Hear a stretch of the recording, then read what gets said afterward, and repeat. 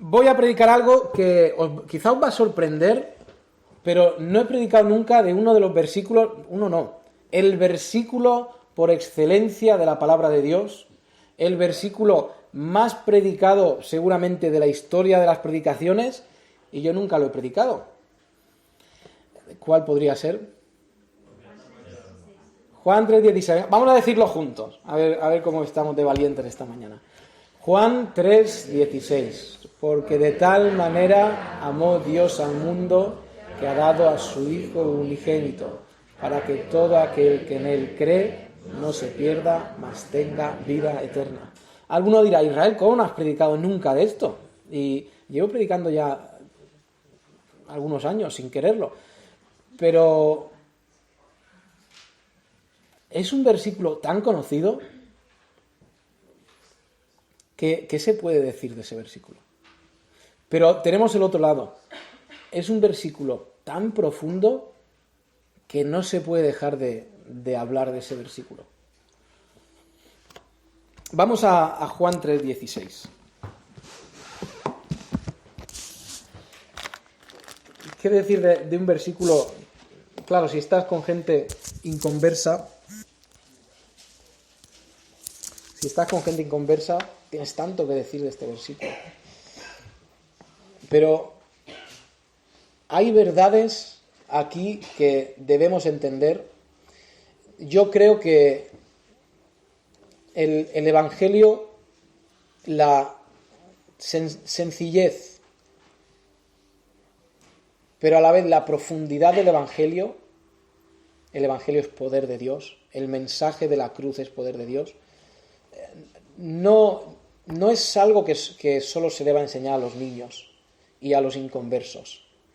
Debemos meditar en estos versículos que conocemos tan bien, que decimos de memoria, que decimos sin pensar, que ya lo conocemos tan bien. El cristiano debe meditar en esto, porque es poder de Dios. Juan 3:16, tan conocido, tan predicado. Dice en el capítulo 3, tenemos a Jesús que le dice ese famoso versículo a Nicodemo, este principal de los fariseos, seguramente líder de los fariseos, que al contrario que otros fariseos, o que la mayoría de los fariseos que habían decidido no escuchar el Evangelio, que habían tomado la decisión de, reconociendo las obras de Cristo y de quién eran esas obras de Dios, habían decidido no reconocerlas. Por eso también es que Cristo habla tan fuertemente contra los fariseos. Habían decidido no escuchar. ¿Recordáis ese versículo de: os cantamos y no bailasteis, endechamos y no lamentasteis? O sea, ¿qué tengo que hacer más? ¿Qué tengo que hacer más para que escuchéis el Evangelio, el mensaje de Dios? Lo que Cristo estaba diciendo. Y estos fariseos habían decidido no escuchar.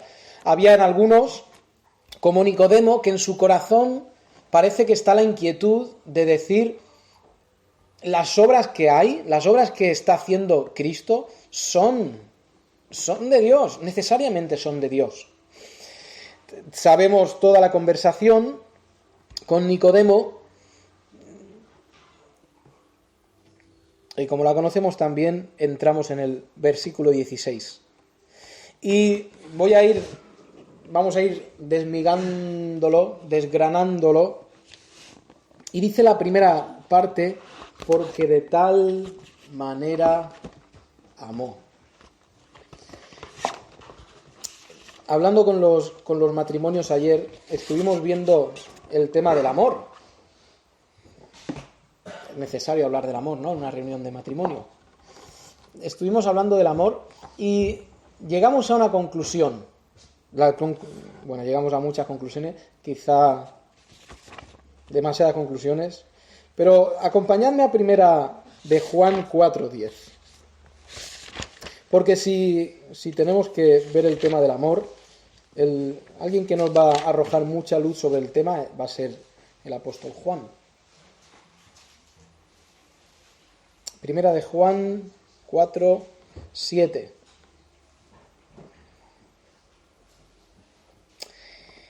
Amados, amémonos unos a otros, porque el amor es de Dios. Todo aquel que ama es nacido de Dios y conoce a Dios. Aquí va a sentar una base. Si tú no amas, no has conocido a Dios. Qué sencillo es el mensaje, ¿verdad? No amas, no has visto a Dios. El que no ama, no ha conocido a Dios. Vamos a poner un poco más de énfasis. No amas, no has visto a Dios.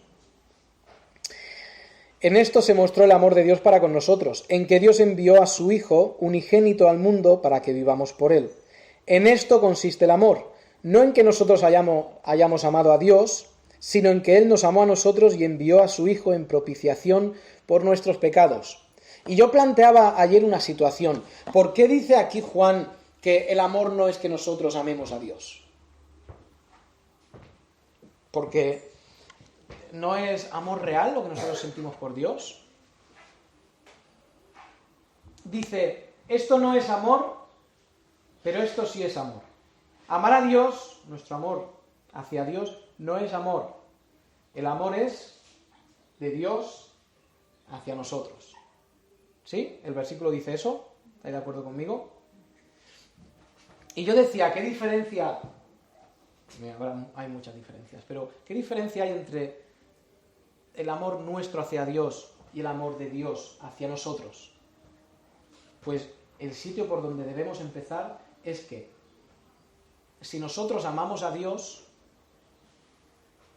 no estamos haciendo algo especial, estamos haciendo justicia. ¿Sí? Muy bien, si alguien hace algo por ti y tú se lo devuelves, ¿es un favor? No, es justicia, ¿no? Diferencia, cuando yo amo a alguien que me ama a mí, no estoy haciendo nada de más, estoy haciendo algo que es justo, ¿verdad? Cuando alguien te hace un favor y tú le devuelves el favor, estás haciendo algo que es justo. Gracias, Jonathan. Ahora, el amor de Dios, cuando Dios nos ama a nosotros, ¿está haciendo justicia? Sí. ¿No? ¿Por qué no está haciendo justicia? Porque nosotros no le hemos amado a Él. Entonces lo que Dios está haciendo es el amor real, que es amar a alguien, y esto es muy importante. Dios está amando a alguien que no lo merece. ¿Sí? No sé, igual tú dices, no, yo es que sí merezco el amor de Dios. Entonces Dios no está mostrando gracia ni misericordia. ¿Tú dirías, yo merezco que me amen? Yo no lo diría, igual tú lo puedes decir, yo no lo diría. ¿Por qué? Porque soy malo.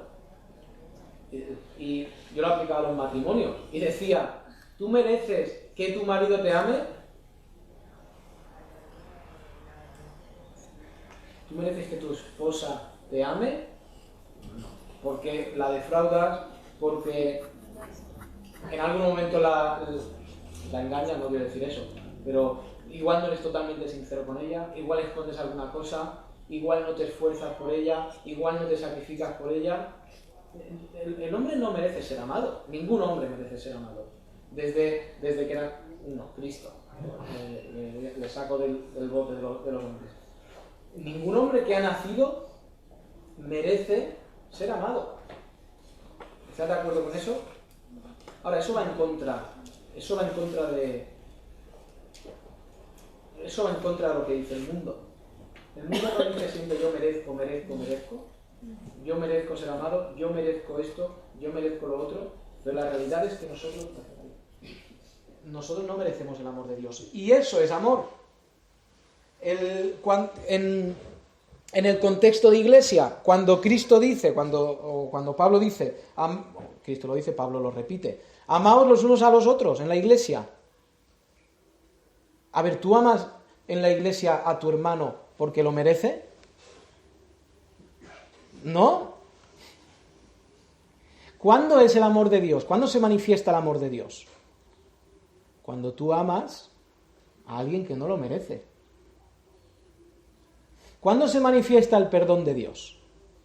Cuando tú perdonas a alguien que no lo merece. Eso es lo que Dios dice que es el amor. Y fijaos, porque de tal manera amó Dios a un mundo que no merecía su amor, a un mundo que no merece, lo tengo que decir en presente, a un mundo que no merece su amor, Dios ha amado. Y por eso el escritor Juan, y después cuando se traduce al castellano, ese de tal manera está diciendo, de una manera tan enorme, tan especial, tan fuera de lo común, ha amado Dios, porque ese amor solo es de Dios. Nosotros no amamos así, pero deberíamos amar de esa manera. Dice en Lucas 6, esto trasciende al tema de amor.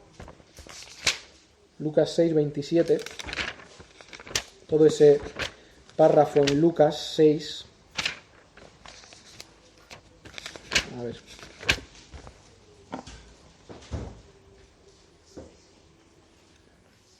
Todo ese párrafo que dice, pero a vosotros los que oís os digo, amad a vuestros enemigos, haced bien a los que os aborrecen. ¿Amamos a nuestro enemigo? Mira, ¿amamos a nuestro hermano porque lo merece? No. ¿Amamos a nuestro enemigo porque lo merece? No. Lo que merece nuestro enemigo, ¿qué es? Dios lo sabe. Pero nosotros no amamos porque el otro lo merezca. Haced bien a los que os aborrecen. No es justo hacer bien al que te aborrece. Es amor.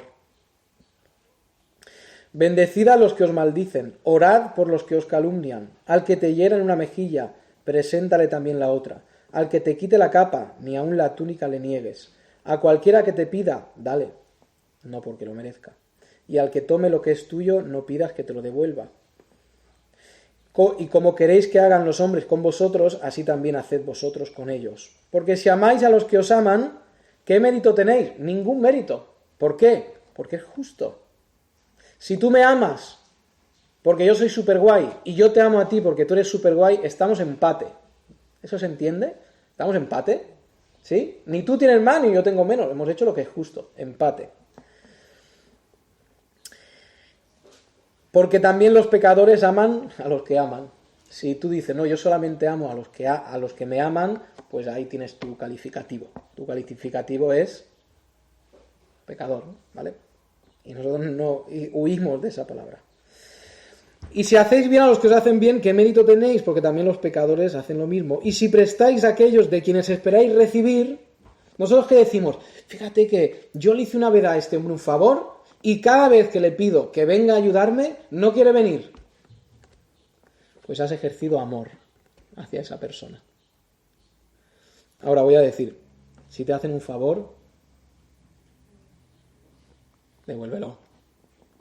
No digas, no se lo devuelvo para que él acumule tesoro en el cielo. Soy muy mezquino, es la palabra de eso. Si te hacen un favor, lo justo es devolver. Si te hacen un trabajo, un gran trabajo, lo justo, tenemos otro principio bíblico que dice que el obrero digno su salario, y es justo, ¿de acuerdo? Amad pues a vuestros enemigos y haced bien y prestad, no esperando de ello nada, recalco, y será vuestro galardón grande, y seréis hijos del Altísimo, porque Él es benigno para con los ingratos y malos. Sed pues misericordiosos como también vuestro Padre es misericordioso. Dios, cuando mandó a su Hijo, cuando nos amó, Él sabía, esto lo dije hace un par de semanas, Él sabía que nosotros no podíamos pagar, no podíamos darle a cambio. Dios fue el primero que amó al que no merecía y amó al que no podía pagar ese amor. Después dice, Dios amó al mundo, porque de tal manera amó Dios al mundo. Eso es continuación del amor de Dios. El mundo es enemigo de Dios. El mundo mira el cielo, mira las estrellas, y estoy hablando en tono muy global, ¿de acuerdo? Pero miran al cielo y dicen, no hay Dios. No tengo que dar cuentas. No voy a responder a ese Dios. No voy a obedecer a ese Dios. Y lo han hecho su enemigo. Quieren que Dios no exista. Desearían que Dios estuviera muerto, que no existiera. Ese mundo que es enemigo natural de Dios es... Y describo al mundo como algo muy negativo, un lugar lleno de pecado, un lugar lleno de odio, un lugar lleno de cosas malas. De vez en cuando se ven cosas buenas. Estaba leyendo ayer un artículo. Hay una zona en España, en Jaén, que lo llaman el Triángulo de los Suicidios. Y hay en la lista de 20 ciudades españolas que más se suicidan, 8 o 9 están en ese sitio. Y claro, un reportero va a visitarles y el tono de todos es: esta vida es horrible, es que aquí todos estamos mal, es que aquí todos estamos deprimidos, qué asco de vida, mi abuelo se suicidó, mi padre se suicidó, y contaba historias horribles sobre suicidio. Porque el mundo es un lugar. Y en el suicidio siempre hay un componente mental que no está en su sitio. Pero el mundo es un lugar malo. Aunque la sociedad se empeñe en decir, mirad qué bueno es el ser humano, mirad las cosas que ha conseguido, mirad todos los lugares que ha construido tan bonitos, mirad la paz que se intenta tener, pero la realidad es que el mundo es de otra forma. Y si miramos a Francia y este último mes, nos damos cuenta que el mundo no es lo bonito que lo pintan. Y Dios amó a ese mundo. Dios vio al mundo, vio la miseria del mundo, vio la desesperanza del mundo, vio al mundo sin rumbo, vio al mundo dirigiéndose a la muerte y amó a ese mundo. Dios murió por todos. No murió solamente por los que un día confesaríamos su nombre. Dios murió por todos. Ofrece Dios la paz a todos los hombres. Y el hombre es responsable por no alargar la mano para recibir el perdón de Dios y llegar a su presencia. Dios, al morir por nuestros pecados, al morir por los pecados de todo el mundo, los pasados, los presentes y los futuros, lo que Él hizo es... ¿Os suena esto de ofrecer el perdón? ¿Sí? A que yo estoy muy pesado últimamente con esto de ofrecer el perdón. Que nadie diga así, porfa. Pero sí, estoy muy pesado con el tema de ofrecer perdón. Porque el cristiano debe ofrecer perdón. ¿Por qué el cristiano debe ofrecer perdón al que no quiere reconciliarse con él? ¿Por qué debe ofrecer perdón cuando ha habido una ofensa, aunque la otra persona no venga a que haya reconciliación? ¿No es lo que hizo Dios? ¿Sí? Dios ofrece perdón a gente, a todo el mundo. Ofrece el perdón y solo algunos llegan a alargar la mano, recibir el perdón y estar reconciliados con Dios. Tú, si tienes enemigos, pero que no los tengas. Si surge una disputa, tienes que ofrecer perdón igual que lo hizo Dios. Y cuando tú has ofrecido ese perdón y en tu mente has decidido que has perdonado, cuando viene otra persona y te dice, oye, mira, es verdad, lo siento. Tú no tienes que decir, es que estoy súper dolido, es que no sabes lo que me has hecho, es que necesito un tiempo para perdonarte. ¿Dios hace eso? Tú llegas a Dios y, Señor, perdóname por mis pecados, y dice, Israel, ¿tú? a ti necesito pensar esto porque tú eres malo, pero malo, malo. Y tú me has ofendido tanto que necesito pensarme un tiempo si voy a perdonarte.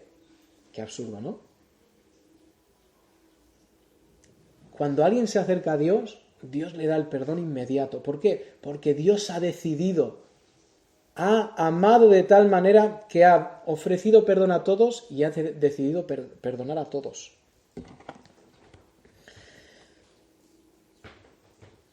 Dios vio nuestra miseria, vio la forma en que vivimos, una forma de vida en la cual tenemos falsa paz, falso gozo, falso amor, falsa tranquilidad, porque es lo que ofrece el padre de este mundo, que es Satanás, ofrece todo en falso.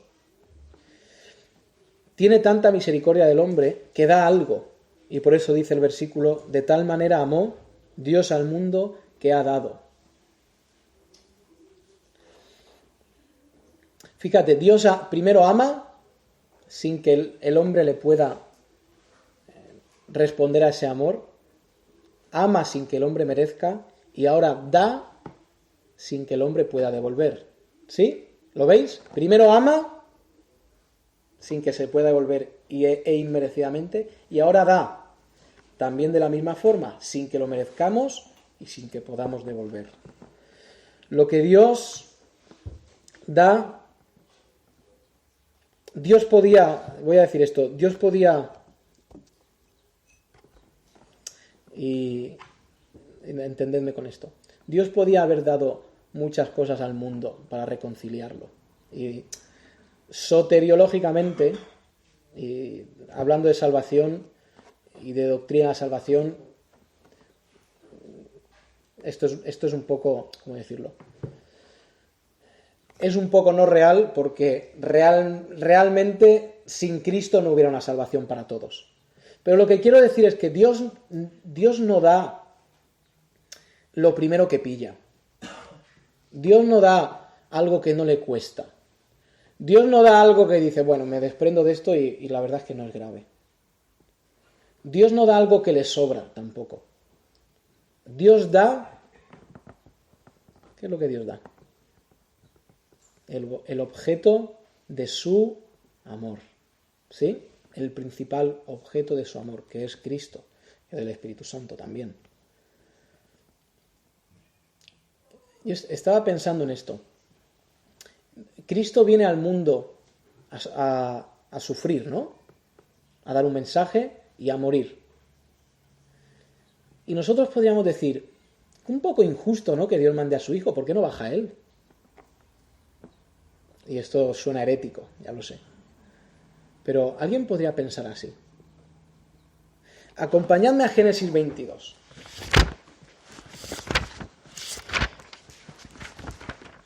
En Génesis 22 tenemos la imagen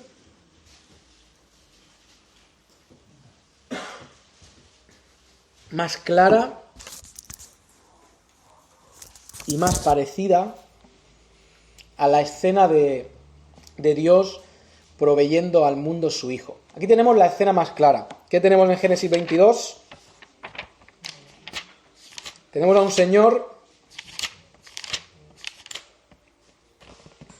que es Abraham, tenemos a un hijo, que es Isaac, y tenemos un sacrificio pendiente. Conocéis la historia. Dios le dice a Abraham, ve y sacrifica a tu hijo. Pregunto, ¿quién creéis que sufre más en esta historia?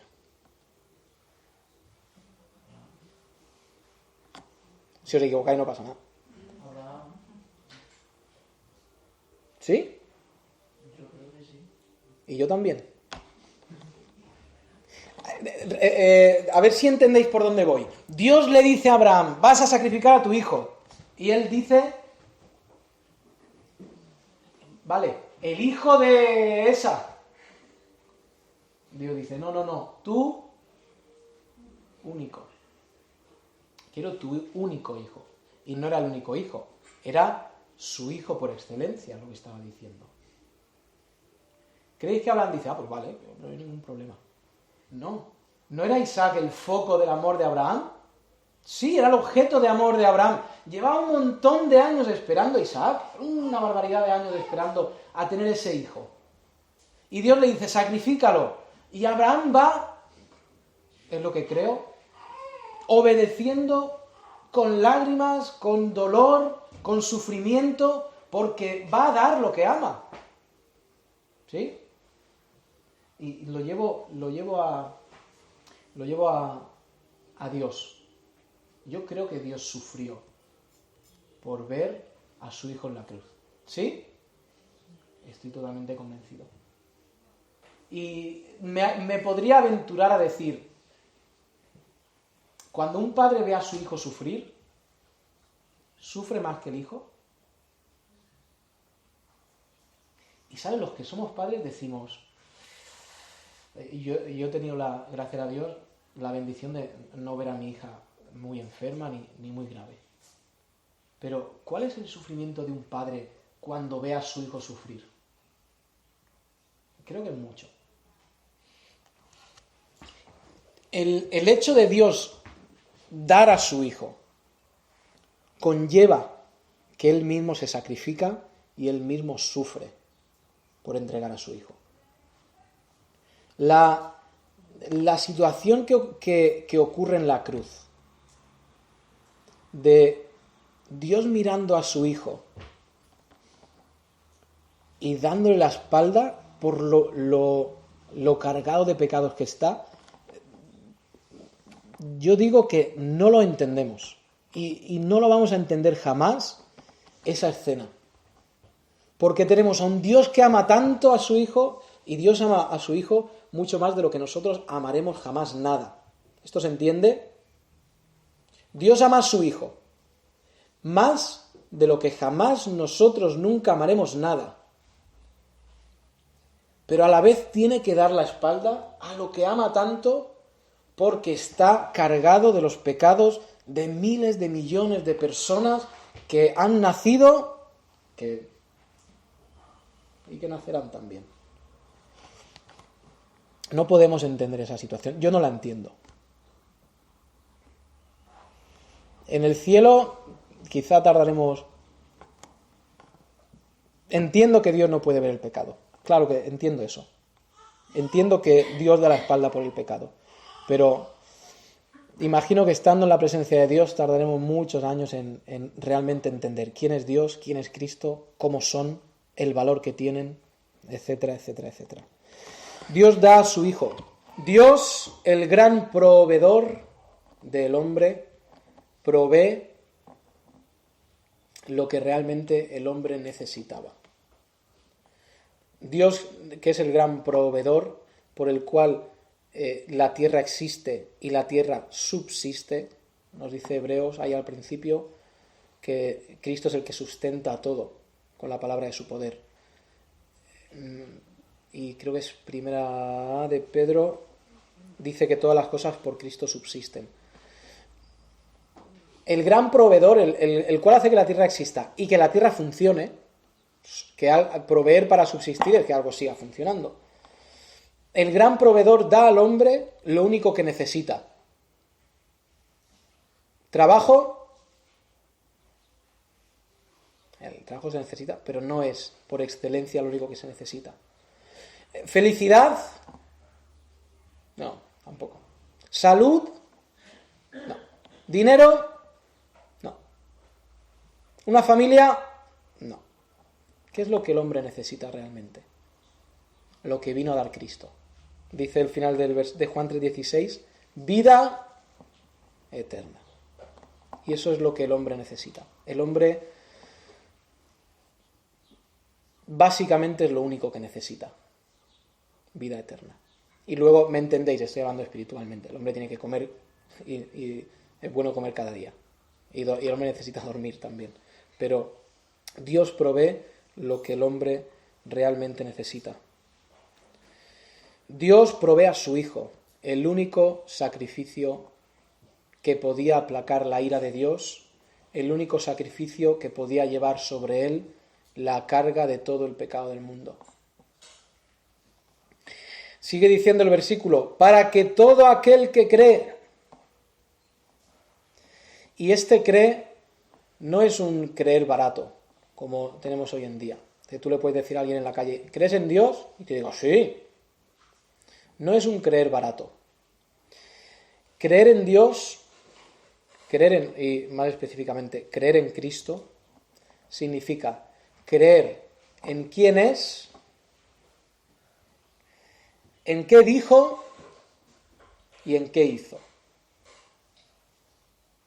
Eso es creer en Cristo. No vale del primero tengo un poco, del primer punto, y del tercero tengo otro, pero del medio no creo. No vale de estos 3 puntos de quién es, qué dijo y qué hizo, no vale tener un poco de cada.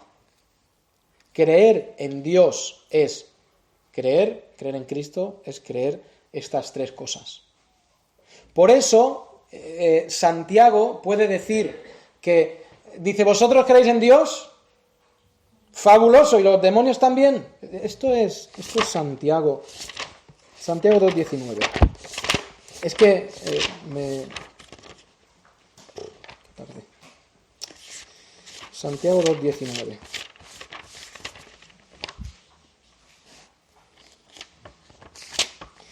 Mirad, me encanta cómo lo dice. Santiago tenía que tener un buen sentido del humor, ¿eh? Tenía que tener un sentido del humor interesante. Santiago 2:19.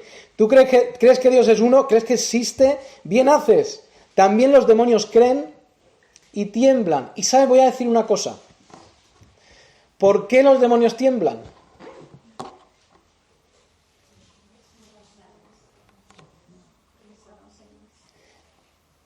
Esa es la palabra que buscaba. Porque conocen quién es Dios. Y fijaos, los demonios tienen más conocimiento de Dios que aquel que cree y pasa de Dios. ¿Sí? Oye, eso nos pone en un lugar un poco chungo, ¿no? Que los demonios estén en mejor posición que yo, eso no suena muy bien. Pero es la realidad. Los demonios saben quién es Dios. Y el que simplemente cree, sin creer en estas 3 cosas, no sabe quién es Dios. Para que todo aquel que cree no se pierda. El mundo va en dirección de la condenación eterna, de la muerte eterna. Una cosa que Dios no desea para nadie, la condenación y la muerte eterna. Y Dios manda a su Hijo para que el hombre no tenga que dirigirse a ese lugar, al cual va por propia inercia. Para que el hombre no se pierda, mas tenga vida eterna.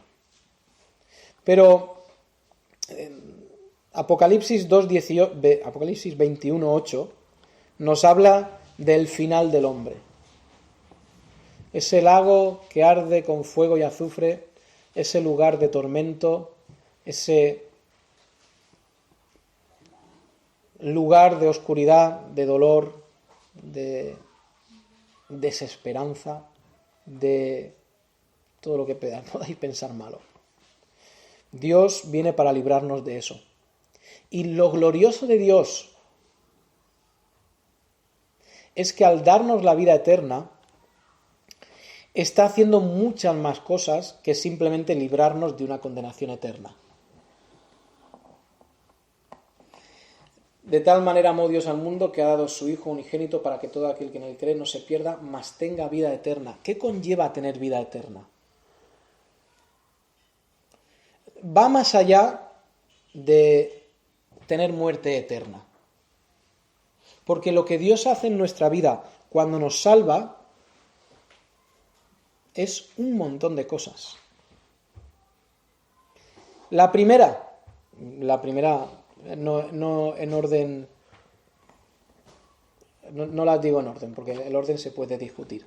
Lo primero que hace cuando Dios nos salva, nos da su propia presencia en nuestra vida, ¿verdad? Fíjate que no dice, mira, voy a morir por vosotros, os doy vida eterna, vosotros vais a vivir igual que vivíais antes, absolutamente igual que vivíais antes, pero cuando muráis, en vez de ir para abajo, vais para arriba. Dios no dice eso. Cuando te da la vida eterna y te transforma, te da su Hijo, su presencia dentro de ti, hace más, un montón de cosas más. Te cambia de familia, ¿sí? Vosotros sois de vuestro padre el diablo, le dijo Cristo a los fariseos. Y eso se extiende a todos. O eres hijo, o eres de la familia de Dios, o eres de la familia del diablo. Nos cambia de familia.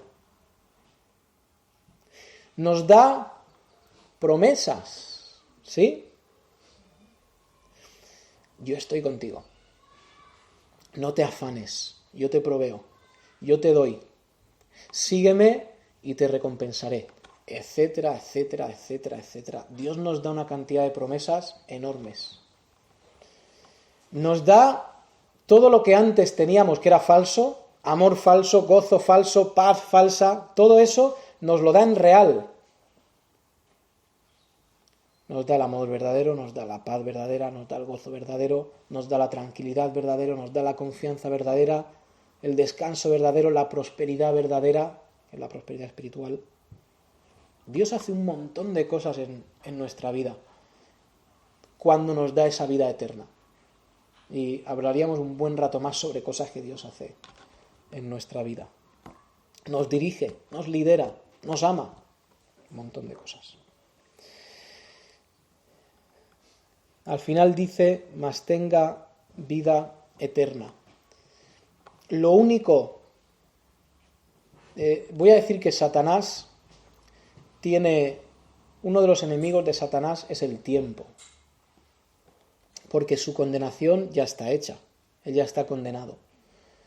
Uno de los enemigos de Satanás es el tiempo. Y todo lo que ofrece, voy a decirlo así, Satanás solo puede ofrecer una cosa que es eterna. El resto de lo que ofrece Satanás es todo temporal. ¿Sí? Satanás ofrece mucho. Eso es una realidad. Dinero, casas, coches, pasiones, viajes, lo que quieras. Pero todo es temporal. ¿Quién es el que ofrece lo eterno? El único que puede ofrecer lo eterno es Dios. Y la única cosa, si te has quedado con la curiosidad, ¿qué es lo único que puede ofrecer Satanás eterno? La muerte. Lo único que puede ofrecer Satanás eterno. El resto es de aquí. Dios es eterno y Dios piensa en lo eterno. Y por eso Dios a veces nos da una vida desgraciada a los ojos del mundo. A veces el cristiano tiene que pasar por pruebas muy duras. ¿Quién decía que la vida... el pastor Andrés decía que la vida no es color de rosa. Porque el cristiano pasa por cosas muy duras. Pero ¿dónde está mirando siempre Dios? A lo eterno. Dice, estás sufriendo, esto te está madurando, ¿para cuándo? Para allá. Dios mira a lo eterno. Dios tiene cierto interés en lo temporal, y el interés de Dios en lo temporal siempre, no voy a decir siempre, pero en lo temporal es dar a sus hijos o cumplir sus promesas. Pero Dios está buscando en tu vida invertir en lo eterno. Por eso es que soy un pobre... No voy a decir eso. Por eso es que alguien puede decir, soy un pobre miserable. Dios, y las bendiciones de Dios. Hermano, Dios está mirándote a ti y trabajando para lo eterno. Dios nos ha dado tantas cosas. Dios nos ha dado el poder de este mensaje para las naciones. Este es el plan de Dios. Toda la Biblia es el Evangelio de Dios. Cristo es el Evangelio de Dios. Juan 3:16 es el Evangelio de Dios muy sintetizado, muy resumidito, pero potente, poderoso, real, cierto, justo, todo lo que quieras decirle. Pero esto es lo que Dios ha hecho por nosotros. ¿Cómo no vamos a vivir nosotros una vida sujetos a este Dios? ¿Cómo vamos a querer el mundo? ¿Cómo vamos a querer las obras de Satanás o lo que ofrece Satanás cuando Dios ha hecho todo esto? Es absurdo. Se escapa de la lógica totalmente. Si tú no has creído en este mensaje, como se dice muchas veces, hoy es día de salvación, no seas necio. Corre a Cristo. Salta sobre Cristo. Agarra a Cristo y di, no quiero otra cosa, quiero esto en mi vida. Quiero a ese Dios, a ese Señor, y quiero que ese Señor gobierne sobre mi vida. Quizá no has vivido como demanda el Evangelio. Quizá tu vista solo ha estado en lo temporal. Quizá no piensas en lo eterno y te importa un poquito lo eterno. Pero arregla cuentas con Dios. Este Dios que nos da todas estas cosas es el mismo Dios justo que castigará a los hombres con esa muerte eterna, con ese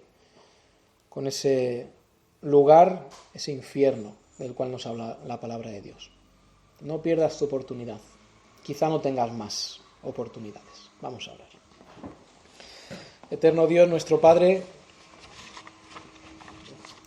qué precioso eres tú, y Señor, todo lo que tú haces es bueno, y todo el plan que tú ideaste antes de que ni siquiera el mundo existiera es un plan precioso, un plan justo, un plan amoroso, un plan sacrificado, un plan sufrido, Señor, porque es un plan de amor. Te ruego, Señor, que no haya nadie esta mañana que no haya visto tu rostro. Te ruego que no haya nadie que salga esta mañana con incertidumbre en su corazón. Señor, quebranta los corazones de los que saben que no están andando como deben andar. Es tu deseo, Señor, hacerlo. Ruego que no hayan corazones de piedra esta mañana. Ruego todo esto, si es tu voluntad, Señor, y sobre todo para dar gloria a ti, a tu Hijo, también al Espíritu Santo por este plan del Evangelio. Gracias en el nombre de Cristo. Amén.